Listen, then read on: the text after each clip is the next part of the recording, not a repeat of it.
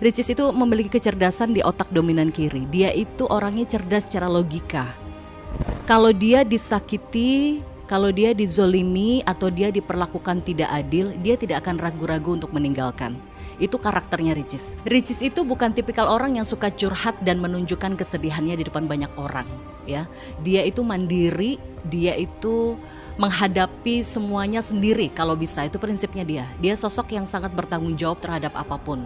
Lihat aja sama anak aja dia tanggung jawabnya Masya Allah ya, secara finansial, perhatian ya, melebihi laki-laki lah kalau saya melihat. Dan dia tuh suka keadilan, membagi waktu pengasuhan aja anak ya, sama Rian aja dia adil kan. Dia itu sangat menyukai keadilan. Nah kalau seandainya dia tidak diperlakukan dengan adil, dia akan tegas dan akan pergi meninggalkan. Dia gak akan ragu-ragu. Dia bukan orang yang abu-abu. Dan kalau misal ada masalah ya, ini kalau saya lihat dari karakternya Ricis ya, Rian itu harus ekstra mengambil hati Ricis. Gak bisa dengan cara yang biasa-biasa aja, karena dia orang logis. Kalau orang otak perasaan seperti aku dengan Uma, itu mungkin bisa ya memahami, empati, itu masih kita nggak tegaan orangnya. Kalau Ricis tuh orang sistematis ya, mesin tuh gimana sih? Mesin tuh kalau udah salah langsung di blacklist kan. Ricis tuh tipikal orangnya begitu, wah ini udah ngelanggar aturan nih, nggak bener nih, udah dia nggak akan ragu-ragu. Nah Ricis juga menariknya nih adalah seorang wanita yang cukup dominan juga ya, jadi dominan ketemu dominan ya. Ricis seseorang yang to the point, cenderung langsung ya. Untuk Rian, saran saya, Rian ambil hati Ricis ekstra luar biasa, nggak bisa pakai cara standar ya. Dekati Ricis, ambil hatinya, dekati keluarganya, menjalin hubungan yang baik dengan kakak iparnya, dengan mertuanya. Pokoknya ambil hati Ricis sampai dia luluh. Memang agak susah dan mungkin impossible ya, karena dia orang logis ya. Ricis itu orang logika, tapi tidak ada yang tidak mungkin kalau kita sudah berikhtiar. Doa yang terbaik aja untuk Ricis dan Rian. Dan bahasa cinta setiap istri itu kan beda-beda ya. Ada bahasa cinta istri yang bahasa cintanya adalah kedekatan, didampingi, komunikasi atau touch ya, sentuhan, pegangan tangan. Itu ada bahasa cinta istri seperti itu. Tapi kalau Ricis itu setelah kita melakukan tes psikologi Islam bareng ya, karakternya, bahasa cintanya itu adalah kepercayaan, keterbukaan, keadilan. Jadi kalau dia tidak mendapatkan hal itu, dia merasa tidak dicintai. Contoh ya, kepercayaan misalnya mengatur keuangan keluarga, itu dia sangat butuh dipercaya sebagai seorang istri. Keterbukaan, apapun yang terjadi dalam masalah rumah tangga itu harus ada keterbukaan. Masalah ekonomi, masalah keuangan atau masalah lainnya. Keadilan, istri itu harus diperlakukan adil. Dia merasa dicintai, itu bahasa cintanya Ricis ya, gitu sih. Dia memang orangnya struggle banget ya. Dia orangnya mandiri banget. Dia gak suka menunjukkan kesedihan, nangis di depan banyak orang. Lihat aja dia selalu ketawa di depan banyak orang tuh, dia selalu ceria. Castingnya aja dia perempuan ya, pakai hijab, terus ceria banget gitu. Tapi kalau lihat dalam nih ya, karakter sesungguhnya nih, mesin otaknya dia tuh Masya Allah, dia tuh laki-laki banget. Dia tuh jiwa kemandiriannya itu benar-benar Masya Allah banget.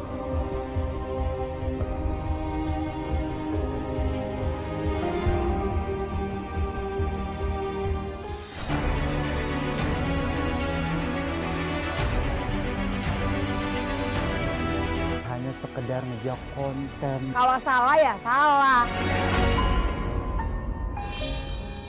Bisa berlatih. Mau tahu cerita lebih dalam tentang selebriti dan public figure? Saksikan bersama saya Vista Putri pukul 18.00 hanya di Cumi. Visit di cumi.com.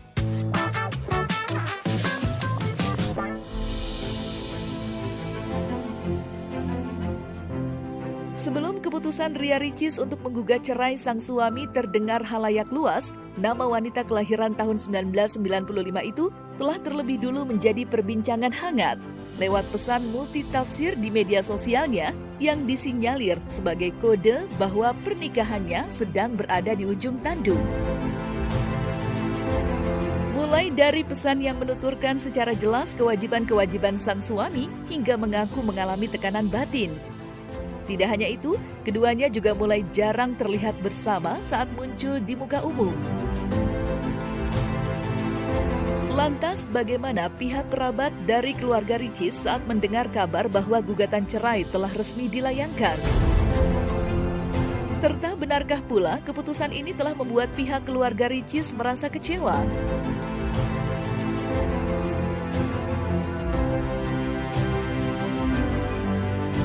Ya sekarang keluarga mana yang tidak kecewa kalau ada bagian dari anggota keluarganya ada yang berpisah atau bahkan mau bercerai, pasti sedih lah ya.